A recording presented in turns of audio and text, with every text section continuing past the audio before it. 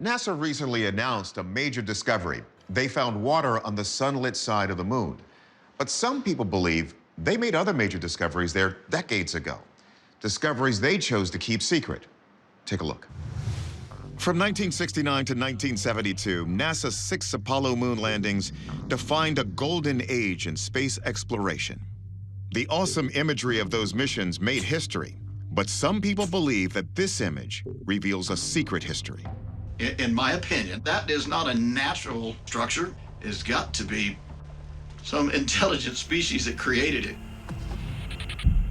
In the 1960s, Ken Johnston was a NASA test pilot, but later as director of the Data and Photo Control Department at the Johnson Space Flight Center. He says on one of the moon missions, the astronauts came back with intriguing photographs. I was in kind of shock. And some of the craters would actually show domes and actual bases. Bases on the moon? Ken's talking about these rounded dome-shaped objects in the middle of one of the craters. But what's even more shocking, Ken says when he asked his boss about the photos, he was told to stop asking. And we argued a little bit. He finally said, I don't care what you do, just get rid of those pictures that were taken. Is it a cover-up? One thing is certain, Ken's not the only person to believe there's been alien activity on the moon. Take a look at these photos. Some believe this looks like vehicle tracks. How did these things get there? Journalist Alexis Brooks says some believe they could be the work of an ancient interstellar civilization called the Anunnaki.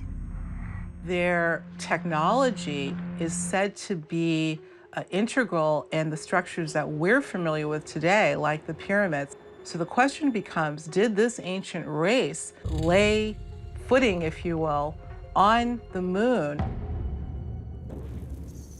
The Anunnaki first appeared in the ancient traditions of the Sumerians and the Babylonians over 3,000 years ago. Do these images suggest they or another civilization landed on the moon? We asked astrophotographer Andrew McCarthy to check it out.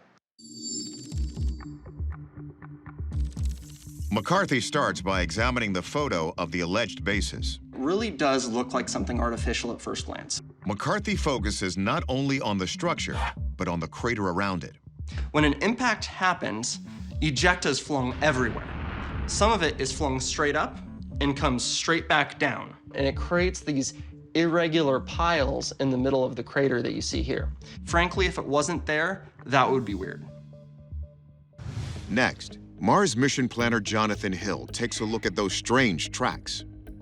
Hill points out that boulders often leave similar tracks when they roll across the surface, but these tracks are perfectly parallel. My first thought was the lunar rovers driven by the Apollo astronauts. Hill checks images from Apollo landing sites and comes up empty.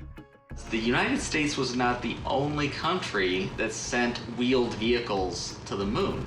In fact, in 1970, the Soviet Lunokhod-1 was the first remote-controlled rover to land on an extraterrestrial body, and the width of its known tracks seemed to match the mystery photo. They look very, very similar to those 2 parallel line tracks we saw before. But we still can't quite prove definitively that that's what caused these particular set of double tracks. Well, we don't have proof that the Anunnaki ever made it to the moon.